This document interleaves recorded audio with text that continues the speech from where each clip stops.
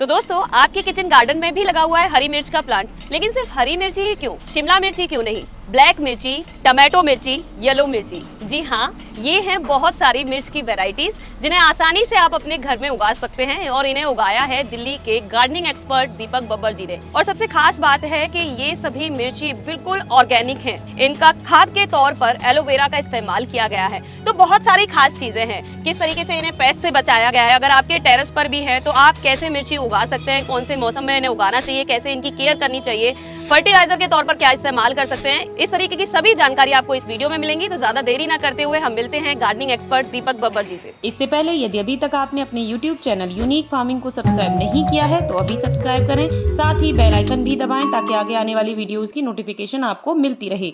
मैंने आपके kitchen garden में ये देखा कि आपके पास हरी मिर्च के अलावा बहुत सारे कलर्स में ही इसकी वैरायटीज है। तो मैं जरूर चाहूंगी कि कैसे आपका इंटरेस्ट बना और कैसे लोग इसे घर पर उगा सकते हैं, प्लीज बताएं। अंजू जी, बाहर से हम जो भी चीज़ें मंगाते हैं उनमें केमिकल्स होते हैं, हमें सबको पता है ये। और केमिकल्स किसी भी एंगल से हमारे लिए यूज़फुल नहीं है, बहुत हार्मफुल है। तो इसलिए घर के अंदर ही किचन गार्डन का मैंने प्रयोग करना शुरू किया और आज मेरे यहाँ पर 4-5 अलग अलग तरीके की मिर्ची आप लोग देख पा रहे हैं। ये अगर आप देखेंगे तो ये टमाटर मिर्ची है और इसमें भरकर फूल आ रहे हैं। फूल ही नहीं आ रहे हैं, टमाटर मिर्ची पर टमाटर जैसी मिर्ची भी आ रही है। ये अगर आप देख पा रहे होंगे तो भरकर ये ब्लैक मिर्ची है जो कि अचार के लिए यूज़ की जाती है। हरी मिर्ची मेरे पास यहाँ पर ब्लैक वैरायटी है।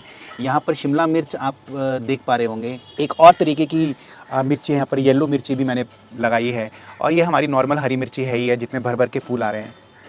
लेकिन सबसे इम्पॉर्टेंट पॉइंट अंजू जी यहाँ पर ये है कि इन चीज़ों को उगाने में कहीं पर कोई भी केमिकल को प्रयोग नहीं किया गया है।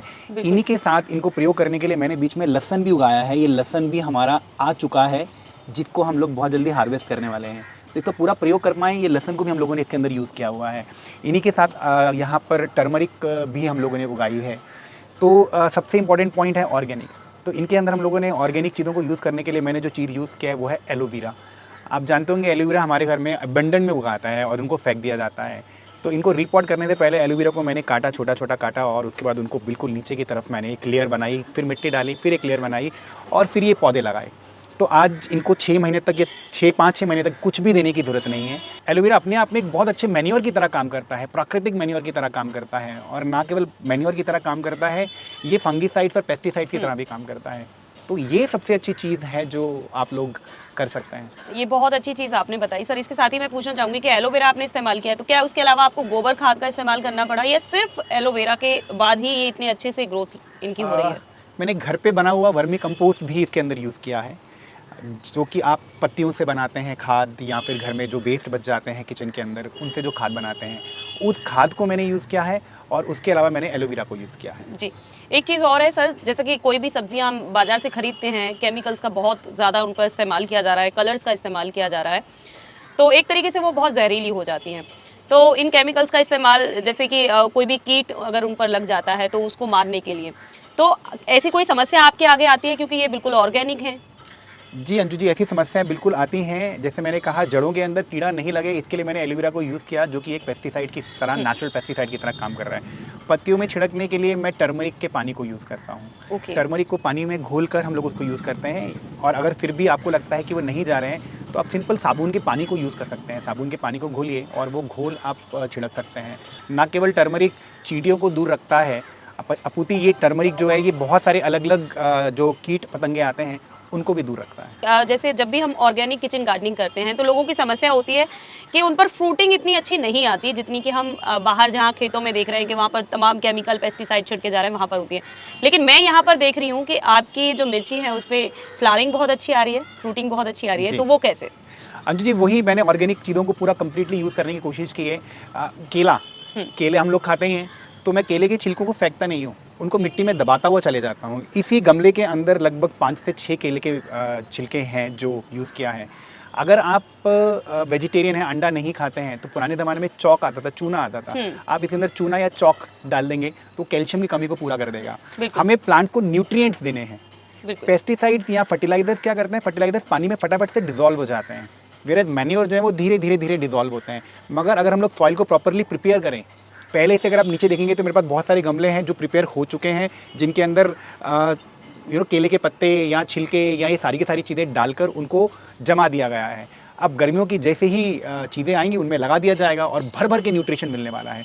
सेम यही काम मैंने यहाँ पर भी किया है। तो इनको कंप्लीट तरीके से ऑर्गेनिकली उगाया जा रहा है। इसके जो स्वाद हैं उनके बारे में भी मैं जानना चाहूंगी कि हाँ सिर्फ हम मिर्ची को एक्सप्लेन करते हैं कि उसमें तीखापन है, तो क्योंकि आपके पास अलग अलग वेराइटीज़ की हैं तो आप इनके स्वाद को प्लीज़ एक्सप्लेन कीजिए। अंजू जी, ये हमारी ट्रेडिशनल मिर्ची है जो कि छोटी वाली मिर्ची होती है, जो तीखी मिर्ची है। और वो जो आपने सुना है भूत जोलकिया मिल्की बहुत ज़्यादा फेमस है, बिल्कुल सही। मेरे ख्याल से उसके बाद इसका नंबर आता होगा। ये बहुत तीखी है, मगर अचार के लिए हम जो मिर्ची यूज़ करते हैं बड़ी वाली मोटी वाली, ये हम लोगों ने उसके लिए यूज़ किया है यहाँ पर। इसको बाजार में जिस तरीके की मिलती है वो ज़्यादातर ग्रीन होती है। जी, वो ग्रीन होती है। हमने यहाँ पर हाइब्रिड सीड्स को यूज़ करके और फिर उन सीड्स को ग्रो करके हम लोगों ने ये उगाया है। यहाँ शिमला मिर्च आप देख ही पा रहे हैं, ये टमाटर मिर्ची है और ये टमाटर मिर्ची का अपना एक अलग फ्लेवर है, बहुत ही यूनिक सा फ्लेवर होता है इसका। ये जो मिर्ची है ना ज़्यादा कड़वी है और ना ही ज़्यादा तीखी है, तो ये थोड़ी सी मीठी मिर्ची है जिसको बच्चे भी बड़े आराम से प्रयोग कर सकते हैं और खा सकते हैं। ठीक है सर, ये तो आपने काफ़ी अच्छा एक्सप्लेन किया। इसके साथ ही मैं जानना चाहूँगी कि मिर्च को उगाने का समय कौन सा होता है? अंजू जी, नॉर्मली जो हमारे पास नॉर्मल मिर्चें होती हैं ये पूरा साल चलती रहती हैं, लेकिन ये आइडियल टाइम है। अगर हम लोग अक्टूबर के अंदर मिर्ची के बीज डाल देते हैं तो अक्टूबर के अंदर लगाई हुई मिर्ची हमें बहुत इजीली नवंबर दिसंबर तक फल देना शुरू कर देती है। तो ये जो टाइम है ये आइडियल है। हालांकि हरी मिर्ची, मेरे यहाँ की जो हरी मिर्ची है पूरे साल मुझे फल देती है। इसके साथ ही मैं ये भी जानना चाहूँगी कि इनको कितनी केयर की ज़रूरत पड़ती है? ज़्यादा नहीं, ज़्यादा पौधों को ज़्यादा केयर की ज़रूरत ही नहीं है। इनको ठीक टाइम पर बेचारों को पानी मिल जाए, थोड़ा बहुत खाद पानी मिल जाए और समय पर इनको आप न्यूट्रिशन दे दें तो ये भर भर के फ्रूट्स देते हैं। मिर्ची के अलावा मैंने जैसे कि बताया लहसुन भी है, इन्हीं पौधों के बीच में लहसुन भी लगा हुआ है। और अगर आप देख पाएंगे तो आलू भी मैंने लगाए हैं, छोटे से गमले के अंदर आलू लगाए हैं। धनिया और हल्दी, ये सारी की सारी चीज़ें हमारे यहाँ पर हैं। ठीक है सर, एक चीज़ और मैं जानना चाहूँगी कि बहुत से किचन गार्डनिंग्स में ये प्रॉब्लम रहती है कि वहाँ पर पॉलिनेशन की क्रिया नहीं हो पाती, तो मैं मिर्ची की पॉलिनेशन के बारे में आपसे जानना चाहूँगी कि इसका पॉलिनेशन कैसे होता है? अंजू जी, पॉलिनेशन की क्रिया अगर प्रॉपरली नहीं हो पा रही है तो आपको थोड़ा सा ध्यान देना होता है। जैसे कि यहाँ पर अगर आप देखेंगे तो यहाँ पर एक फूल है, अगर आप इस फूल को हल्का सा हाथ से रब करें और इसको फैला दें तो पॉलिनेशन की प्रक्रिया में आप सहयोग कर सकते हैं। मेरे यहाँ पर पॉलिनेशन करने के लिए बहुत सारी तितलियाँ हैं। तितलियाँ यहाँ आती रहती हैं और वो पॉलिनेशन करते रहती हैं। भंवरे यहाँ आते रहते हैं। जब आप प्लांट लगाएंगे, ग्रीनरी लगाएंगे, तो ये सारे के सारे प्राकृतिक चीज़ें आपके पास आएंगी। तो दोस्तों, हमने इस वीडियो में जाना कि दीपक जी ने मिर्चियों को उगाने के लिए किस तरीके से एलोवेरा का बढ़िया खाद के तौर पर इस्तेमाल किया है।